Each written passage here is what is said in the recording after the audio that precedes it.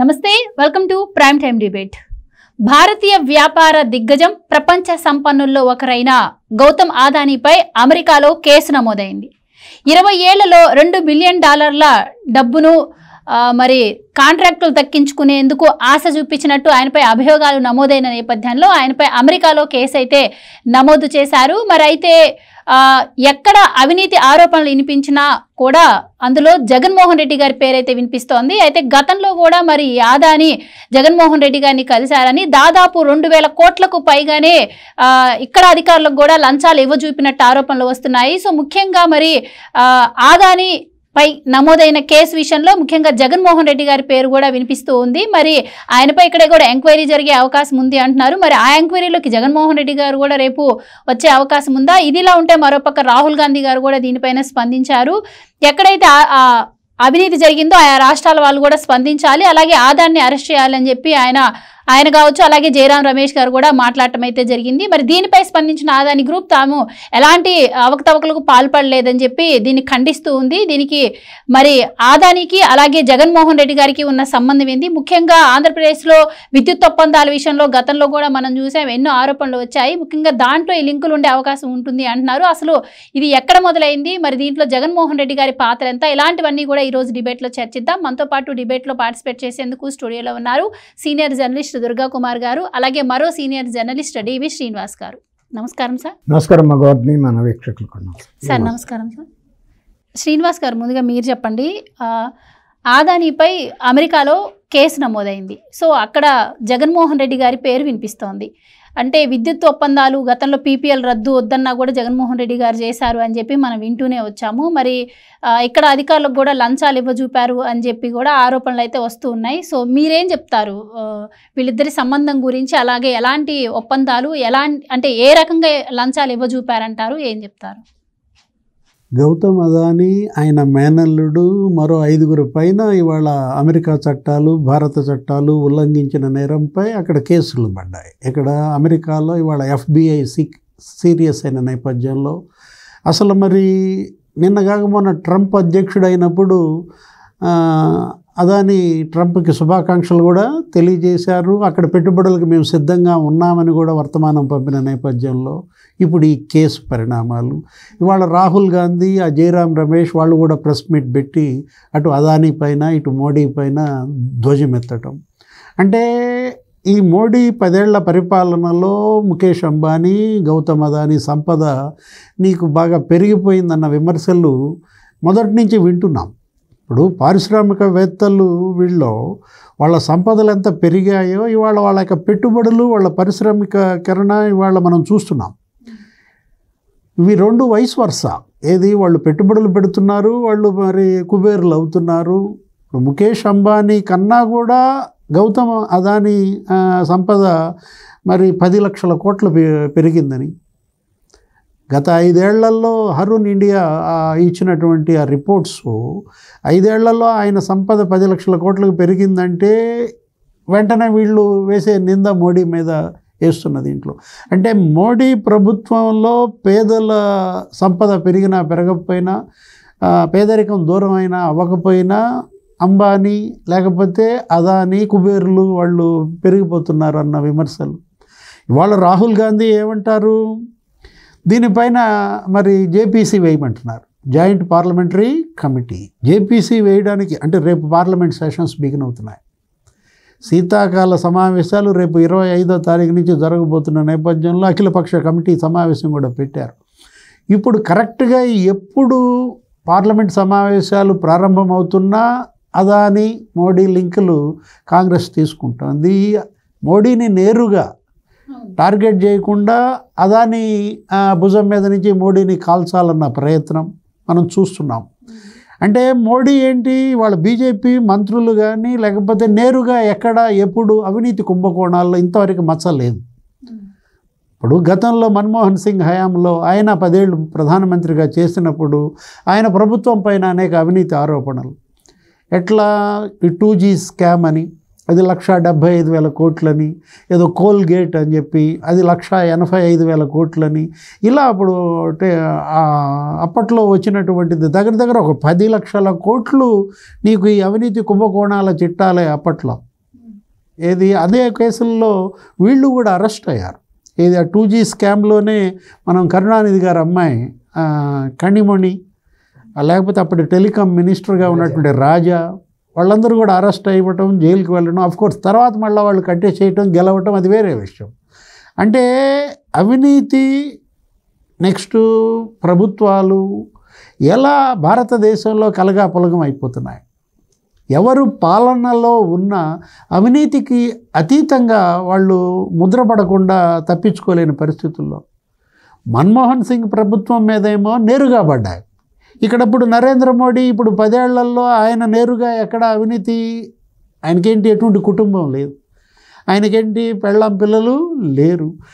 అట్లాగే మంత్రులు కూడా ఇంతవరకు ఎక్కడ ఏ పోర్ట్ఫోలియోలో కూడా నీకు ఎక్కడ స్కాములు వచ్చిన ఆరోపణలు రాహుల్ గాంధీ మన జోడో యాత్రలో కూడా ఎక్కడ చేయలేకపోయారు.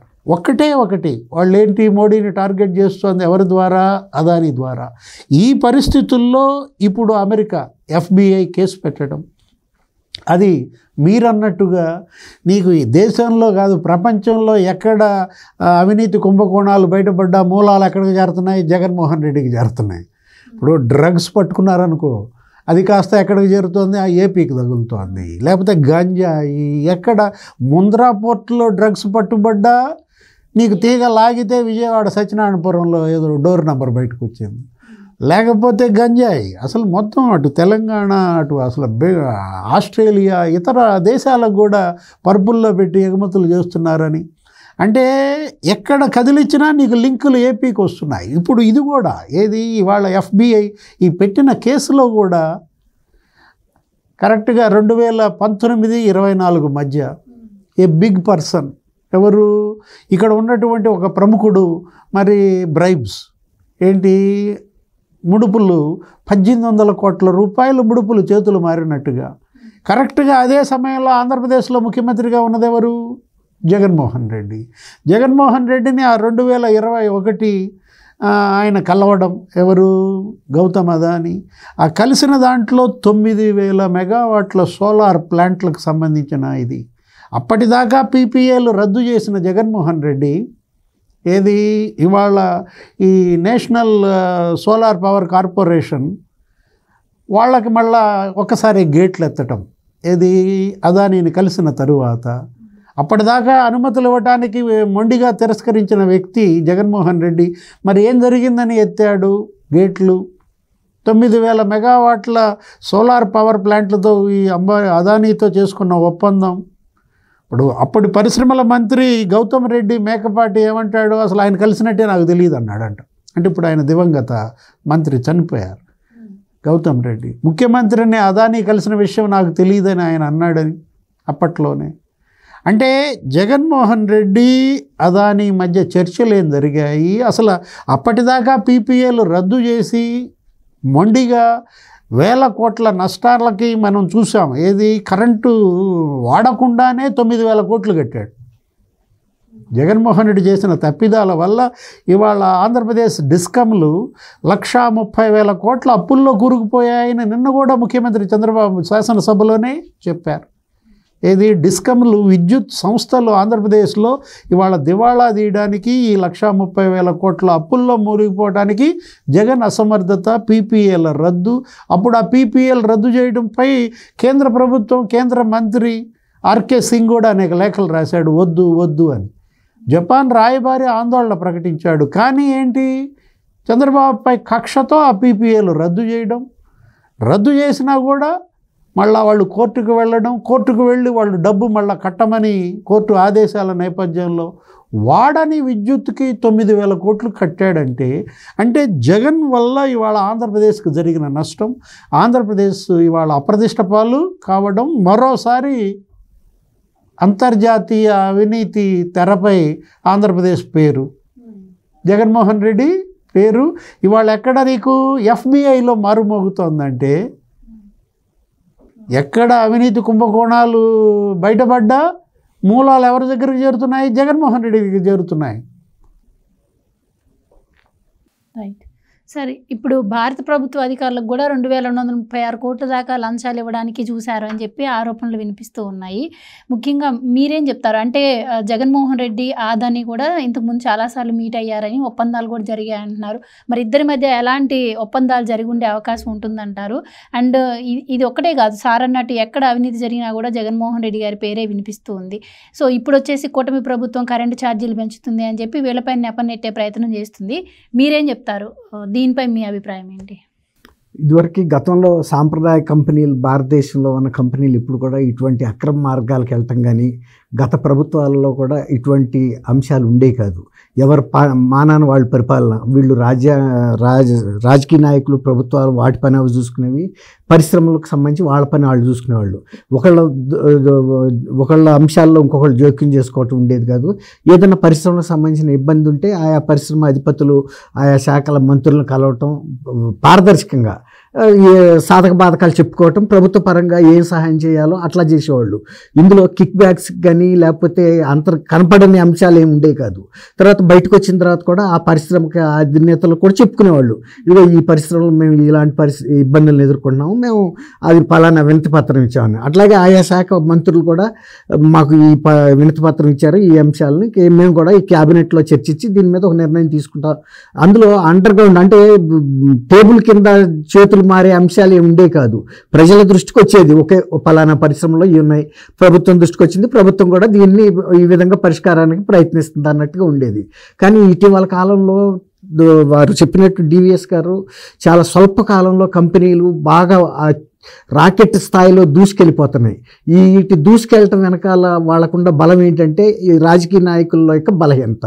వాళ్ళల్లో బలహీనతని అడ్డం పెట్టుకుని ఎక్కడెక్కడ ఏ విధంగా మేనేజ్ చేయొచ్చని చేయటానికి ప్రయత్నించారు. ఇప్పుడు రాహుల్ గాంధీ కూడా అదే చెప్పాడు, భారతదేశంలో ఉన్నంత వరకు మోదీ, అదానీల సంబంధాలకి ఏమీ ఇబ్బంది ఉండదు, కానీ ఇది దేశం దాటి వెళ్ళినప్పుడు ఎవరు కాపాడలేరు. ఇప్పుడు FBI, federal bureau of investigation, మన దేశంలో CBI ఎట్లాగో అది అత్యున్నత దర్యాప్తు సంస్థ, అంటే చాలా ఎఫెక్టివ్గా ఉంటుంది. ఇక్కడ జరుగుతున్న అంశాలు దీనికి రిలేటెడ్గా అక్కడ కూడా కొన్ని పెట్టుబడులు ఆకర్షించడానికి తప్పుడు మార్గాలు అవలంబించారు, వాళ్ళని తప్పుదోవ పట్టించారు. $3 బిలియన్ పెట్టుబడుల్ని, బాండ్లని విదేశాల నుంచి, మరీ ముఖ్యంగా అమెరికా నుంచి, ఇటు నుంచి అంటే తప్పుదోవ పట్టించి తీసుకొచ్చారనేది ఆయన మీద ఆరోపణ. ఇక్కడ దాన్ని ప్రొజెక్ట్ చేసుకోవటం, మేము $2,000 బిలియన్ పెట్టుబడులు పెడుతున్నాము, సోలార్ ఎనర్జీలో చాలా లాభదాయకంగా ఉంటుందనేది అక్కడ ప్రొజెక్షన్ ఇచ్చారు. ఇక్కడేమో ఇక్కడ అధికారులకు 2,100 కోట్ల రూపాయలు రాక, అధికారులే కాదు అనధికారులకు కూడా ఇచ్చుంటారు. రెండోది ఏంటంటే అదానికి ఆంధ్రప్రదేశ్ ఒక పెద్ద కేంద్రంగా ఏర్పడింది. అంటే తను వ్యాపార సామ్రాజ్య విస్తరణకి జగన్మోహన్ రెడ్డి గారు లాంటి వ్యక్తి కనుక నాకు తోడైతే ఏదైనా చేయగలనని ప్రతిష్టాత్మకమైనటువంటి కృష్ణపట్నం పోర్టునే వాళ్ళు స్వాధీనం చేసుకున్నారు. ఆర్మ్ ట్విస్టింగ్ అంటారు. అంటే ఎవరైతే ఆ పోర్టు నిర్మించారో వాళ్ళకి కొన్ని ఇబ్బందులు కలగజేయటం ద్వారా వాళ్ళు ఇక మేము ముందుకు వెళ్ళలేము అని ఈల్డ్ అవటం అనమాట. మెడకి తాడేసి బిగించి కింద పడేస్తారు చూసారా, ఆ రకంగా ఆ మేనేజ్మెంట్ని నవయుగ అది కంపెనీ, అది రామోజీరావు గారికి వాళ్ళకి బంధుత్వం ఉంది. అలా కూడా కొన్ని అంశాలని వాళ్ళు దృష్టిలో పెట్టుకుని కృష్ణపట్నం నవయుగ కంపెనీ నుంచి తప్పించి అదానికి ఇచ్చారు. అట్లాగే ఇంకొక పట్టణం గంగవరం పోర్ట్ కూడా ఆయన చేతిలోకి వెళ్ళిపోయింది. ఈ మౌలికంగా ఇంత పెద్ద పవర్ఫుల్ బిజినెస్లు కనుక కొందరు వ్యక్తుల చేతుల్లో కనుక వెళ్తే ఆ తర్వాత వాళ్ళు శాసిస్తారు. అంటే ఇక్కడికి ఏ ఎగుమతులు రావాలన్నా, దిగుమతులు రావాలన్నా అప్పుడు వాళ్ళు ప్రభుత్వాన్ని ఆర్మ్ ట్విస్ట్ చేయగలరు. అంటే ఇన్ టైంకి రానివ్వరు. అలాగే వ్యాపారస్తులను కూడా ఇరకాటంలో పెట్టగలరు. వాళ్ళకి వచ్చే దిగుమతుల్ని తొందరగా రానివ్వరు. ఏదో ఒక రకంగా ఎక్కువ రేట్లు ఛార్జ్ చేస్తూ ఉంటారనమాట. అట్లా గుత్తాధిపత్యం అనేది జరగకూడదు ఎక్కడ కూడా. అది రకరకాల కంపెనీల చేతుల్లో ఉంటే ఈ పోర్టు కాకపోతే ఇంకో పోర్టు తీసుకుంటారు. అట్లా కాకుండా ఇంత పెద్ద బిజినెస్లు, ఇంత కీలకమైన బిజినెస్లని ఒకళ్ళ చేతిలోకి వెళ్ళటం, అట్లాగే పవర్ యూనిట్లు, పవర్ కూడా రేపు రాబోయే రోజుల్లో చాలా కీలకమైన అంశం కాబోతా ఉంది. పారిశ్రామికంగా అభివృద్ధి చెందాలంటే విద్యుత్ శక్తి అవసరం. విద్యుత్ శక్తిని కూడా కొంతమంది గుత్తాధిపత్యం, ఇప్పుడు అదానీ లాంటి, అంబానీ లాంటి వ్యవస్థల చేతుల్లోకి వెళ్ళిందంటే ముందు బాగానే ఉంటుంది. కానీ ఎప్పుడైతే పీక్ డిమాండ్ వస్తుందో అప్పుడు ఇక వాళ్ళు ప్రభుత్వాలకు కానీ పారిశ్రామికవేత్తలకు కానీ టర్మ్స్ డిక్టేట్ చేస్తారు. మేము చెప్పినంత మీరు ఇస్తేనే, మేము మేము చెప్పిన అంశాలకు మీరు ఒప్పుకుంటేనే అనే పరిస్థితికి వస్తుంది. ఇప్పుడు జగన్మోహన్ రెడ్డి గారు లాంటి వ్యక్తికి ఇంత దూరదృష్టి అనవసరం. ఆయనకి నాకు ఇవాళ ఎంత లాభం జరిగింది, అవతల నవయుగ అనేది ఆంధ్రప్రదేశ్కి చెందిన గ్రూపు, ఇప్పుడు పోలవరంలో కూడా వాళ్ళని అట్లాగే దెబ్బ కొట్టారు. అంటే వాళ్ళు అన్నీ కూడా అన్ని హంగులు సమకూర్చుకుని ఫుల్ స్పీడ్లో వెళ్తా ఉన్న ప్రాజెక్ట్కి రివర్స్ టెండరింగ్ అని పేరు పెట్టి ఆ కంపెనీని ఆ వర్క్ చేయనివ్వకుండా వాళ్ళు ఏంటి ఒక అంతర్జాతీయ స్థాయి నాణ్యత కలిగిన వర్క్ ఉంది వాళ్ళ దగ్గర. తర్వాత అట్లాంటి మెన్ అండ్ మెషినరీ కూడా ఉంది, వాళ్ళకి ఆ కెపాసిటీ ఉంది. కానీ వాళ్ళని దెబ్బ కొట్టడానికి ఇట్లా కృష్ణపట్నం పోర్టు వాళ్ళు ఆ రోజుల్లో ఎంతో రిస్క్ తీసుకుని కట్టిన పోర్ట్ అది ఒక రకమైన కీలకమైన పోర్ట్ కూడా ఆంధ్రప్రదేశ్కి. ఇవాళ అది అదానీ చేతిలోకి వెళ్ళిపోయింది. ఇట్లా ఇవి అదానీకి ఏంటంటే ఇప్పుడు టాటాస్ లాగా ఒక ఎథికల్గా ఉండరు వీళ్ళు. ఈ గుజరాత్కి సంబంధించిన వ్యక్తిత్వం ఎంత త్వరగా డబ్బు చేసుకోగలుగుతాము అనేదే అతని మెయిన్ అంశం. ఎక్కడ డబ్బులు పడేయాలంటే అక్కడ పడేస్తారు, వాళ్ళకి ఏది కావాలంటే అది చేస్తారు. ఇప్పుడు జగన్మోహన్ రెడ్డి లాంటి వ్యక్తి మరీ వాళ్ళకి కామధేనులాగా కనిపిస్తాడు. ఏది అడిగినా తను అడగాల్సిన తను అడుగుతాడు కిక్ బ్యాక్. వీళ్ళు ఇవ్వటానికి వాళ్ళకి అసలు ఇబ్బందే లేదు, ఎందుకంటే వాళ్ళకి పని జరగటం ముఖ్యం. ఇప్పుడు మోడీ టైంలో ఇప్పుడు వారు చెప్పారు ఎంత పట్టరా అని ఎత్తులకి ఎదిగిపోయారు వాళ్ళు. ఇప్పుడు మోడీ సహకారం లేకపోయినా అతను ఇతరులైనా మేనేజ్ చేసి ఉంటాడు. ఇప్పుడు ఒక ప్రధానమంత్రి మోడీ గారిని వ్యక్తిగతంగా ఆయన కలవక్కర్లేదు, ఆయనకి లంచం అక్కర్లేదు. ఆ ప్రభుత్వంలో ఉన్న పెద్ద పెద్ద ఐఏఎస్ ఆఫీసర్లకి, సెక్రటరీలు, లేకపోతే ముఖ్యమైన అధికారులకి, వ్యవస్థలకి, సంస్థలకి ఇచ్చుకుంటా కూడా పెరిగే తెలివి అతనికి ఉంది. మోడీ గారి నాలెడ్జ్ లేకుండా కూడా. కాకపోతే ఏంటంటే ఇప్పుడు కొంత రాజకీయం కూడా ఇక్కడ ప్రతిపక్షానికి ఏదో ఒక ఆయుధం కావాలి. ఆ రకంగా మోడీ గారి మీదకి గన్ పెట్టాలంటే ఈయన భుజం మీద తుపాకీ పెట్టారు. కాకపోతే అక్కడ అమెరికాలో మాత్రం కేసు బుక్ అయిందంటే మాత్రం అది అక్కడ ఏ మాత్రం సాక్ష్యాధారాలు లేకుండా FBI కేసు బుక్ చేస్తారనేది ఒట్టి మాట. అందులో ఇతను జగన్మోహన్ రెడ్డి గారి పేరు రిఫ్లెక్ట్ అయింది అంటే అదానీ గ్రూపులో వాళ్ళు ఇచ్చిన ముడుపుల్లో ఒక పెద్ద ముడుపు, పెద్ద డీల్స్ జరిగినాయి కూడా ఆంధ్రప్రదేశ్లోనే. ఒకసారి సడన్గా కూడా ఒకసారి అదానీ గారు తాడేపల్లి ప్యాలెస్కి వచ్చి వెంటనే కలిసి మళ్ళీ గన్నవరం నుంచి స్పెషల్ ఫ్లైట్లో వెళ్ళిపోయినప్పుడు కూడా మనం చూసాం. కాబట్టి ఈ విషయంలో ఆంధ్రప్రదేశ్ మూలాలు అవినీతికి సంబంధించి అమెరికాలో అయినా తేలొచ్చు, లండన్లో అయినా తేలొచ్చు, ఫ్రాన్స్లో అయినా తేలొచ్చు. ఎందుకంటే ఈయన డీల్ చేసేదంతా కూడా పెద్ద పెద్ద వాళ్ళతోనే. ఆ పెద్ద పెద్ద వాళ్ళు వాళ్ళ వ్యవహారాలు, వ్యాపార సంబంధాలు ఇక్కడే ఒకసారి ఉండవు కదా. ఇప్పుడు ఇట్లాగే షేర్లకు సంబంధించో ఇంకొక సంబంధించో అక్కడ కూడా వాళ్ళు ఏదో ఒక అవకతవకలకు పాల్పడినప్పుడు మొత్తం తీగంతా కదులుతుంది తప్ప ఆ ఒక్క అంశం బయటికి రాదు. కాబట్టి ఇవాళ ఆంధ్రప్రదేశ్లోనో భారతదేశంలోనో జగన్మోహన్ రెడ్డి చేసిన అవకతవకలు పడకపోయినా ఇప్పుడు FBI దగ్గర బయటపడింది కాబట్టి సహజంగా దాన్ని ఇక్కడ దర్యాప్తు సంస్థలు కూడా చేపట్టాల్సి వస్తుంది. చేపట్టినప్పుడు ఆటోమేటిక్గా మొత్తం ఏం జరిగింది అనేది ట్రాన్స్పరెంట్. కాకపోతే ఈ సంస్థ అదాని వాళ్ళు యథాప్రకారం ఏ కంపెనీ అయినా తప్పును ఒప్పుకోదు. సహజంగా ముందైతే ఖండిస్తారు, మేము ఏ తప్పు చేయలేదు, మేము పారదర్శకంగా ఉన్నాము, అన్ని దేశాల చట్టాలను మేము గౌరవిస్తాము అనే చెప్తారు. మేము అంతా ఎథికల్ వ్యాపారం తప్ప మాకు అనైతికంగా ఉండదు, మాకు రాజకీయ ప్రమేయాలు ఉండవు, మేము ఎవరికి ఇవ్వలేదని. కానీ ఇంత పెద్ద డీల్స్ జరిగినప్పుడు స్పిల్ అవ్వకుండా మాత్రం ఉండదు. లేకపోతే FBI లాంటి సంస్థ అక్కడ కేసు బుక్ చేయటం కూడా జరగదు. కాబట్టి ఖచ్చితంగా దీని మూలాలు కొంతమంది మెడకు చుట్టుకుంటాయి. ఆల్రెడీ ఇప్పుడు ఆయన అన్నట్టు షర్మిలతో సునీతతో అన్నట్టు ఒకవేళ వివేకానంద రెడ్డి గారి కేసు వస్తే ఇంకో కేసు అవుతుందా దానితో. ఇప్పుడు ఆల్రెడీ ఇన్ని పెద్ద కేసులు ఎదుర్కొంటున్న జగన్మోహన్ రెడ్డి గారు మెడలో ఇది ఒక పూలదండ, 100 పూలదండలకు తోడు. అంతే కదమ్మా, అన్ని పాములు భరించినాడు. ఈ కట్ల పాము లేకపోతే నీళ్ళ పాము లెక్కే ఉంది.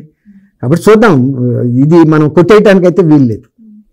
రైట్ సార్, ఇక్కడ ఏవైతే ఆరోపణలు వస్తున్నాయో దీనిపైన అదానీ గ్రూపు స్పందించడం కూడా జరిగింది. US డిపార్ట్మెంట్ ఆఫ్ జస్టిస్ ఏవైతే ఇవన్నీ నిరాధార ఆరోపణలే చేస్తుంది, వాళ్ళ ప్రకటనలోనే ఉంది నేరం నిరూపితం అయ్యే వరకు దోషులు కాదు అని చెప్పి, మేమంతా కూడా చట్ట ప్రకారమే చట్టాలను గౌరవిస్తూనే చేశాము అని చెప్పి అదానీ గ్రూప్ అంటే ఈ లోపే ఆయన షేర్లన్నీ పడిపోయాయి అనుకోండి. ఇప్పుడైతే మరి స్పందించి ప్రకటన ఇవ్వడం అయితే జరిగింది. సో మీరేం చెప్తారు? US డిపార్ట్మెంట్ ఆఫ్ జస్టిస్ వాళ్ళు చేసిన వ్యాఖ్యలు అవి నిరాధారమని అదానీ గ్రూప్ ఖండించింది. కాకపోతే ఒకటి, చట్టాన్ని పాటించాల్సిందే, ఎవరైనా సరే న్యాయానికి లోబడి ఉండాల్సిందే, మేము గౌరవిస్తున్నాం, నిబంధనల్ని పాటిస్తున్నామని వాళ్ళు అంటున్నటువంటి మాటలు ఈరోజు కాంగ్రెస్ విమర్శలకి BJP కూడా సమాధానం చెప్పింది. ఏంటి, ఎప్పుడు పార్లమెంట్ సెషన్స్ ప్రారంభమైన అదానీని తీసుకొచ్చి మోడీని విమర్శించడం వీళ్ళకు ఒక ఫ్యాషన్గా మారిందంటూ మాలవీయ కూడా మాట్లాడాడు. ఏమని, ఇప్పుడు మామూలుగానే ఒకవేళ FBI చేసిన US డిపార్ట్మెంట్ ఆఫ్ జస్టిస్ ఇవాళ ఆరోపణలు అవే నిజమైతే ఆ పీరియడ్లో ఆ రాష్ట్రాల్లో పవర్లో ఉన్నది ఎవరు? ఆంధ్రప్రదేశ్లో పవర్లో ఉన్నది వైసీపీ, జగన్మోహన్ రెడ్డి, లేకపోతే ఒరిస్సాలో పవర్లో ఉన్నది బీజేడీ, నవీన్ పట్నాయక్, తమిళనాడులో ఉన్నది DMK, స్టాలిన్, ఇట్లా అన్నా DMK. వాళ్ళంతా కూడా బీజేపీ మనుషులు కాదు, బీజేపీ మిత్రపక్షాలు కాదు, ఎన్డీఏలో భాగస్వామ్య పక్షాలు కాదు. వాళ్ళంతా ఎవరు? ఇంకా కొద్ది గొప్ప చెప్పాలంటే కాంగ్రెస్, ఇండియా కూటమి కిందకే వస్తారు, రాహుల్ ఫ్రెండ్స్ అంటూ ఇవాళ బీజేపీ ఏం చేస్తుంది? ఆ బురదని కాంగ్రెస్ మీద వేస్తుంది.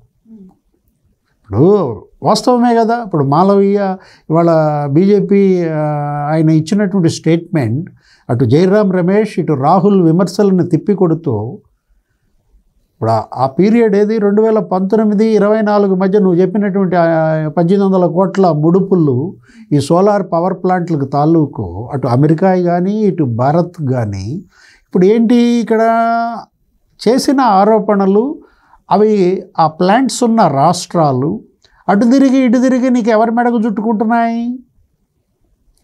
ఇప్పుడు కాంగ్రెస్ బీజేపీ యుద్ధం, అటు మాలవీయ లేకపోతే మోడీ లేకపోతే ఇక్కడ జైరాం రమేష్ రాహుల్ ఈ పరస్పర విమర్శలతో ఏం జరుగుతుంది? ఇక్కడ ఎవరి మీద పడింది? బండొచ్చి జగన్మోహన్ రెడ్డి మీద పడింది.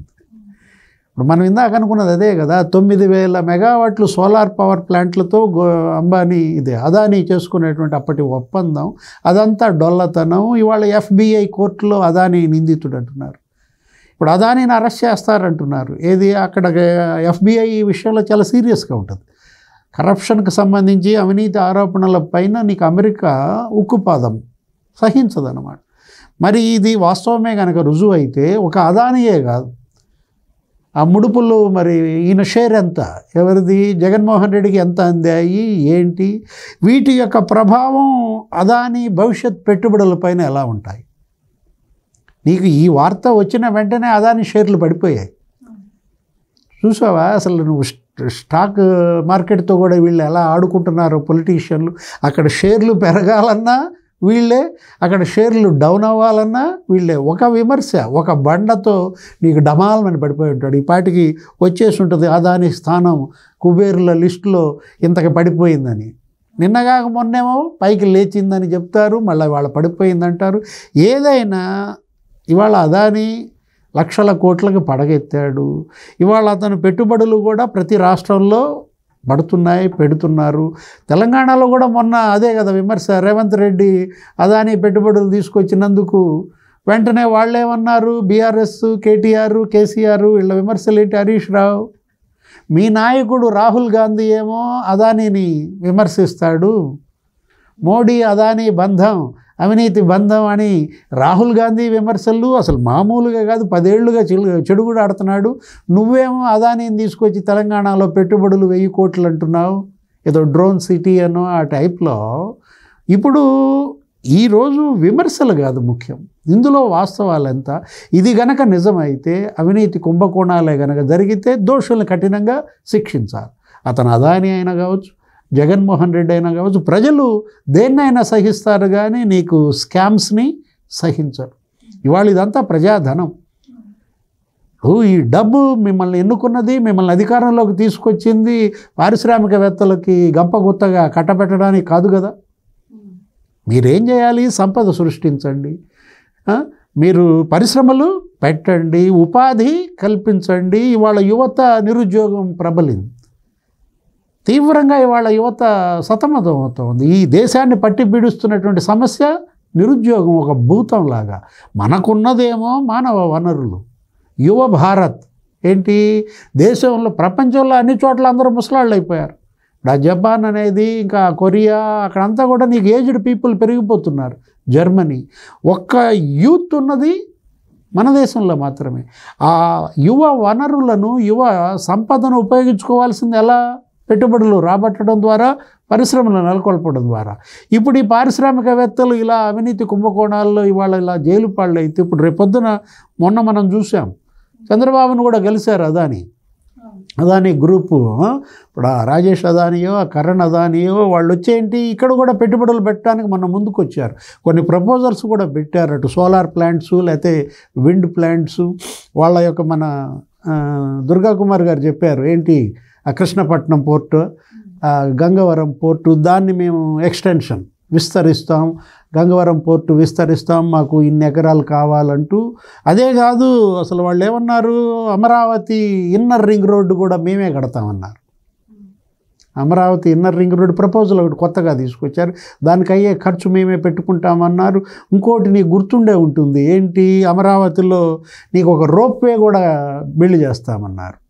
పర్యాటక అభివృద్ధి కోసం నీకు భవానీ ద్వీపం దగ్గర నుంచి అమరావతి దాకా దుర్గమ్మ టెంపుల్ మీదుగా ఒక రోప్వే కూడా మేము ఇస్తామని వాళ్ళు అనేక ప్రపోజల్స్తో ఒక టీం వచ్చి ముఖ్యమంత్రిని కలిసిన పరిస్థితుల్లో ఇప్పుడు ఈ అవినీతి కుంభకోణాలు, ఈ FBI, ఈ US డిపార్ట్మెంట్ ఆఫ్ జస్టిస్, దీనివల్ల ఇంపాక్ట్ అటు అదానీ మీద, ఇటు జగన్మోహన్ రెడ్డి మీద, సరే అది ఎలా ఉంటుందో కానీ ఏపీలో పెట్టే పెట్టుబడుల పైన ఎలా ఉంటుందనేది కూడా ఒక ఇది వాళ్ళ ప్రజల్లో అస్పష్టత, ఒక సందేహం అన్నమాట. Right sir. ఇక్కడ రాహుల్ గాంధీ గారు క్లియర్గా చెప్తున్నారు, ఆంధ్రప్రదేశ్, ఒరిస్సా, తమిళనాడు ఆ ప్రభుత్వాలకి ముడుపులు ముట్టాయి అని చెప్పి. ముఖ్యంగా పక్క రాష్ట్రాల సంగతి ఎలా ఉన్నా ఆంధ్రప్రదేశ్లో అప్పుడు జగన్మోహన్ రెడ్డి గారు అధికారంలో ఉన్నారు. సో అదానీకి జగన్మోహన్ రెడ్డి గారికి ఎలాంటి సంబంధాలు ఉన్నాయని చెప్పి మీరు క్లియర్గా చెప్పడం జరిగింది. ఇప్పుడు సార్ అన్నట్టు మరి అదే అదానీ గ్రూప్ ఇప్పుడు వచ్చి ఆంధ్రప్రదేశ్లో పెట్టుబడులు పెట్టడానికి వచ్చింది. ఇప్పుడున్న ప్రభుత్వం కూడా అంటే గ్రీన్ సిగ్నల్ ఇచ్చినట్టే కనిపిస్తోంది. అంటే మరి ఇప్పుడు జగన్మోహన్ రెడ్డి గారిపై ఆరోపణలు వస్తూ ఉన్నాయి. అండ్ అదానీ, జగన్మోహన్ రెడ్డి గారు ఇప్పుడున్న ప్రభుత్వం మరి ప్రభుత్వానికి కూడా ఏమన్నా పెట్టుబడుల విషయంలో చెడ్డ పేరు వచ్చే అవకాశం ఉంటుందంటారా? అండ్ వీళ్ళల్లో జగన్మోహన్ రెడ్డి గారిపైన ఎంక్వైరీ చేయాల్సిన అవసరం, అంటే మన ఆంధ్రాకి సంబంధించి ఎంక్వైరీ చేయించాల్సిన అవసరం కూడా ప్రభుత్వం మీద ఉంటుంది. ఆ రకంగా ఏమన్నా కూటమి ప్రభుత్వం ముందుకెళ్తుందంటారా? మీరేం చెప్తారు? అట్లా ఏముండదమ్మా, మనిషికి తేడా ఉంటుంది. ఇప్పుడు అవతల వ్యక్తి మెతకం మనిషి అయితే అతని వీక్నెస్తో వాళ్ళు చేస్తారు. ఇంత నేను చెప్పాను మీతో, అదాని వాళ్ళు అవతల వ్యక్తి వీక్నెస్ని బట్టి ట్యాకిల్ చేసుకుంటే వెళ్ళిపోతారు వ్యాపారాన్ని. అంతేగాని అందరి దగ్గర ఒకే మంత్రం చదవరాళ్ళు. ఇప్పుడు చంద్రబాబు నాయుడు గారి వ్యక్తిత్వం ఏంటో ఆయనకి తెలుసు. వాళ్ళు ఇప్పుడు ఈయన అన్నట్టు అవసరమైతే మీకు ఇతరత్ర ఇన్సెంటివ్స్ కూడా మేము మా కంపెనీ తరపున మేము పనిచేస్తామని వస్తారు తప్ప ఇట్లాంటి కిక్ బ్యాక్స్ ఇస్తామని డీల్స్తో రాలేరు వాళ్ళు. మీ అభివృద్ధిలో మేము భాగస్వాములు అవుతాము అనే తీరులో ఇక్కడ దూరి ఆల్పనాలు చేసుకుంటారు. అట్లాంటప్పుడు ప్రజలకు కూడా ఏమర్థమవుతుంది, వాళ్ళకి ఇచ్చిన పర్మిషన్ల వలన చంద్రబాబు నాయుడు గారికి వ్యక్తిగతంగా వచ్చింది ఏం లేదు, రాష్ట్రానికి సంబంధించి కొన్ని ఇన్ఫ్రాస్ట్రక్చర్ ప్రాజెక్ట్స్ని వాళ్ళు ఒక బహుమతిగా ఇచ్చారు అన్నట్టుగా ఉంటుంది. వాళ్ళు సుదీర్ఘకాలం ఆలోచనతో ఉంటారు. ఇట్లాంటివి చేయటం వలన ఆంధ్రప్రదేశ్ ఒక పొటెన్షియల్ స్టేట్, వాళ్ళ ఎక్కువ కోస్ట్ లైన్ ఉంది, డెవలప్మెంట్కి బాగా స్కోప్ ఉన్న రాష్ట్రం. మంచి చీఫ్ మినిస్టర్ వచ్చాడు, ప్రజల్లో కూడా దృక్పథంలో మార్పు వచ్చింది. గతంలో ఈ ఫ్రీబీస్ అంటే ఉచితాలకు ఆశపడి జగన్మోహన్ రెడ్డికి ఓట్లేసి దాని మూలన జరగాల్సిన నష్టాన్ని వాళ్ళు సవిచూశారు. ఇట్లాంటి మన తొడకోసి మనకి కూర వండి పెట్టే జగన్మోహన్ రెడ్డి లాంటి వాళ్ళకి మనకు అనవసరం. మన బిడ్డలకి మంచి భవిష్యత్తు, మనకి మంచి సంరక్షణ, రాష్ట్రాన్ని సమగ్రంగా అభివృద్ధి చేయటం, ఇవన్నీ మనకు ముఖ్యం. జగన్మోహన్ రెడ్డి తన స్వలాభం చూసుకుంటున్నాడు. ఏ అవకాశం వచ్చినా ప్రజల నుంచి పన్నులతో రూపంలో బాతున్నాడు. ఇది ఇతనితో లాభం లేదు. తనకు సొంత, ఇప్పుడు ఎవరైనా ఇంట గెలిచి రచ్చగలవమంటారు. తన సొంత ఇంట్లోనే తనకు ఒక స్పష్టత లేదు. తను ఒక వివాదాస్పదమైన వ్యక్తిగా మిగిలాడు. ఆ కుటుంబమే వాళ్ళ వివాదాస్పదమైంది. యాక్చువల్గా రాయలసీమ అంటే ఫ్యాక్షన్ అనుకుంటారు, అంటే ప్రత్యర్థులను చంపుకుంటారు. కానీ ఫస్ట్ టైం రాజశేఖర రెడ్డి గారి ఇంట్లోనే అంతర్గతంగా అంతఃపుర హత్యలు జరిగినాయి. అంటే వీళ్ళ కుటుంబంలో ఒక సరైన వాతావరణం లేదు. కుటుంబ పరంగా అంటే సామాజికంగానూ మంచి సంబంధాలు లేవు, ఆర్థికంగానూ మంచి సంబంధాలు లేవు. వీళ్ళు కేవలం ఒక నేర దృక్పథంతో వ్యవహరిస్తున్నాడు జగన్మోహన్ రెడ్డి. తను చేసిన నేరాలను కూడా ప్రతిపక్షాల మీద వేస్తున్నాడు. అట్లాగే సొంత అక్క చెల్లెళ్ళనే ఓర్చుకోలేని వ్యక్తి. తర్వాత ఇంకోటి ఏంటంటే, రాయలసీమలో ఎప్పుడైనా సరే తండ్రి ఏదైనా మాట చెబితే దాని గురించిన ఇక బీడ్ రాయటాలు కానీ అట్లాంటి ఏం అవసరం ఉండదు. మాటే మంత్రం అన్నట్టు ఉంటుంది. తండ్రి ఏ మాట అయితే ఇచ్చాడో కొడుకు అది ఆయన అంటాడు కదా, నేను మడమ తిప్పను మాట మార్చనని. అది రాయలసీమలో ఏ కుటుంబాల్లోనైనా జరిగే తీరు అదే. రాత కోతలు ఏమి ఉండవు. తండ్రి ఏదైనా చెప్పి ఒకవేళ చనిపోయినా సరే అక్షరాల అదే అమలు అవుతుంది. ఇప్పుడు విజయమ్మ గారు కొట్టుకుంటున్నది అదే. తండ్రి అంత చక్కగా చెప్పెళ్తే, అంతమంది పెద్ద మనుషుల ముందు చెప్పెళ్తే నీకు నీతి లేదా, నీకు ఒక న్యాయం లేదా, నైతికత లేదా అని అడుగుతున్న మాట అదే. రాయలసీమలో కొన్ని విలువలు వేరే ఉంటాయి. ఆంధ్రప్రదేశ్ కోస్తా జిల్లాలకి అక్కడ కూడా తేడా ఉంది. అక్కడ కూడా ఇతను ఆ విలువల్లో కట్టుబడిన మనిషి కాదు. ఇతను టోటల్గా డిఫరెంట్. కాబట్టి జగన్మోహన్ రెడ్డి గారు ఏ డీల్ చేసినా కూడా దాంట్లో ఆర్థికం చూసుకుంటాడు తను. కాబట్టి వాళ్ళ చంద్రబాబు నాయుడు గారు నేను జగన్మోహన్ రెడ్డిని ఒక్క ఘాటు కట్టలేరు. 2 ప్రభుత్వాలని 5 సంవత్సరాల పరిపాలన చూసిన తర్వాత మూడోసారి మీరు ఎవరిని కోరుకుంటారంటే బెస్ట్ మళ్ళీ చంద్రబాబు గారే కావాలని అడిగారు. ప్రజలకి ఒక స్పష్టత వచ్చింది. కాబట్టి ఇవాళ ఇతను చేసిన ఏమైనా స్కాండల్స్ ఉంటే ఆ స్కాండల్స్ వ్యక్తిగతంగా ఆ టైంలో జరిగిన ముఖ్యమంత్రి బాధ్యత వహిస్తాడు అంతే తప్ప.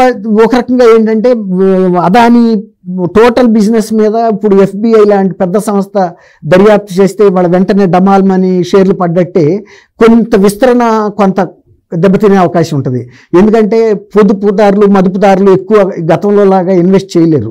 ఎందుకంటే ఈ కంపెనీలో కొంచెం పెద్ద అవకతవకలు జరిగినాయి. ఇవాళ అంతర్జాతీయ సంస్థ కూడా దీని మీద దర్యాప్తు చేస్తుందని అంతలోకి ఇక్కడ విషయాలు బయటపడతాయి.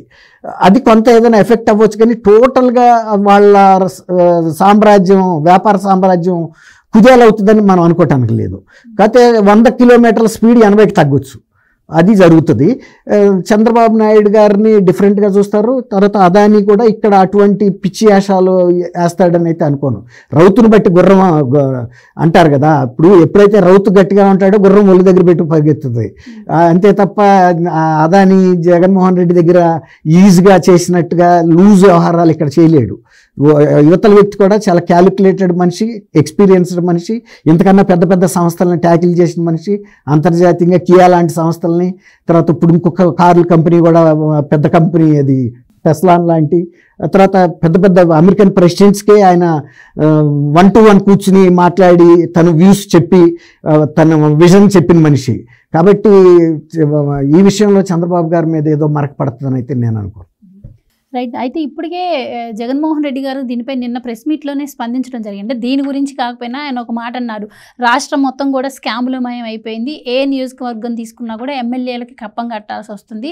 ఈవెన్ ఆదాని వాళ్ళు ప్లాంట్ పెడుతున్నా కూడా ఆదాని వాళ్ళ దగ్గర నుంచి కూడా వసూలు చేస్తున్నారు అని చెప్పి నిన్న జగన్మోహన్ రెడ్డి గారు ఒక మాట అనడం జరిగింది. ఎలా చూడొచ్చు అంటారు? అంటే ఆయన వసూలు చేశాడు కదా, అదేగా ఇవాళ FBI ఇప్పుడు ఈరోజు department of justice, US department of justice ఇవాళ మరి జగన్మోహన్ రెడ్డినే కదా ఎత్తి చూపించింది 1800 కోట్ల ముడుపులు అంటూ. 2019, 2024 ఆ బిగ్ షాట్ ఎవరు?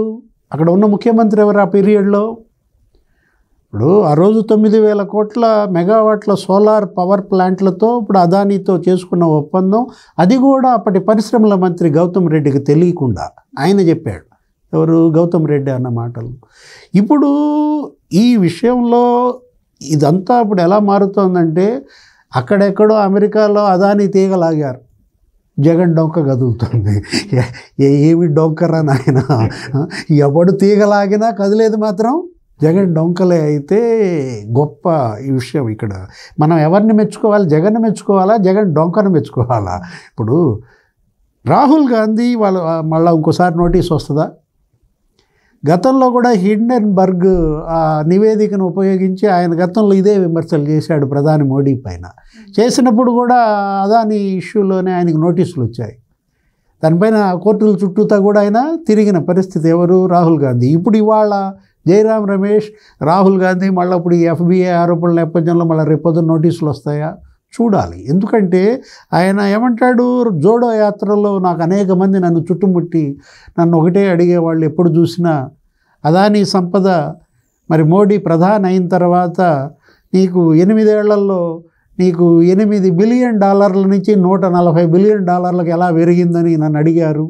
8 రంగాలు 10 రంగాలకు ఆయన మరి పరిశ్రమలు ఆయన వ్యాపారాలు అలా స్ప్రెడ్ అయ్యాయని అనేక మంది అడిగారని అతను అన్న మాటలు నోటీస్ వచ్చింది. విజయమాల్య అంశం కూడా అంతే అయింది రాహుల్ గాంధీకి. ఇప్పుడు మళ్ళీ ఇంకో నోటీసులు ప్రిపేర్ చేస్తుందా బీజేపీ? చూడాలి. ఇప్పుడు అటు చేసి ఇటు చేసి నీకు కుడితిలో పడింది ఎవరు?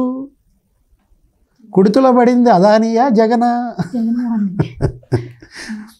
Right sir. అంటే ఇప్పటి వరకు జగన్మోహన్ రెడ్డిని ఏది విమర్శించాలన్నా అది అధికార పక్షమైనా ప్రతిపక్షమైనా తీసి పక్కన పెడితే ఫస్ట్ ఆయన చెల్లెలే ముందుంటూ వస్తున్నారు. ఇప్పటి వరకు కూడా ఆయన ఏం చేసినా కూడా ఆవిడే వచ్చి మాట్లాడడం జరుగుతుంది. ఇప్పుడు ఇంక దీనిపై రాహుల్ గాంధీనే స్పందించారు. రేపు మరి షర్మిల గారు ఎలా రియాక్ట్ అయ్యే అవకాశం ఉంటుందంటారు, ఏం చెప్తారు? అంటే దీనికి సంబంధించిన సమాచారం ఎంతో కొంత ఆవిడ దగ్గర ఉంటుంది. ఇప్పుడు ఇంక స్వయంగా రాహుల్ గాంధీ గారే బయటపెట్టారు కాబట్టి రేపు ఇంకా ఆవిడ ఇంకొన్ని సంచలన విషయాలు ఏమైనా చెప్పే అవకాశం ఉంటుంది. ఖచ్చితంగా ప్రతిసారి షర్మిలమ్మ ఉధృతి రోజు రోజుకి పెరిగిపోతుంది. ఎందుకంటే వాళ్ళిద్దరి మధ్యలో ఎట్లాంటి సయోధ్య ఇక కుదిరే అవకాశం లేదనేది కూడా స్పష్టంగా అర్థమైపోయింది. Battle lines are drawn clearly అన్నట్టుగా అయిపోయింది. ఆమె ఇంకా తను చేతికి అందిన డబ్బులు మళ్ళీ తిరిగిస్తాడన్న ఆశ ఆమెకి లేదు. కనీసం రాజకీయంగానైనా సరే ఎదుర్కోవాల్సిందే. అతన్ని రాజకీయ పతనం చేయాలి. మాకు జరిగిన మోసం ఆంధ్రప్రదేశ్ ప్రజలకు జరగటానికి లేదు. అతను ఆ మోసం మనతోనే అయిపోవాలి. ఆ 2019 నుంచి 24 వరకు రాష్ట్రానికి జరిగిన నష్టంతోనే ముగించిపోవాలి. అంతే తప్ప మళ్ళీ అలాంటి మోసకారి మళ్ళీ ముఖ్యమంత్రి అవ్వటం ప్రజలకి రాష్ట్రానికి ఎంత నష్టమో కుటుంబానికి జరగాల్సిన నష్టం అంతకన్నా జరిగింది. ఇంకా కూడా జరుగుతుంది కూడా అధికారంలోకి వస్తే.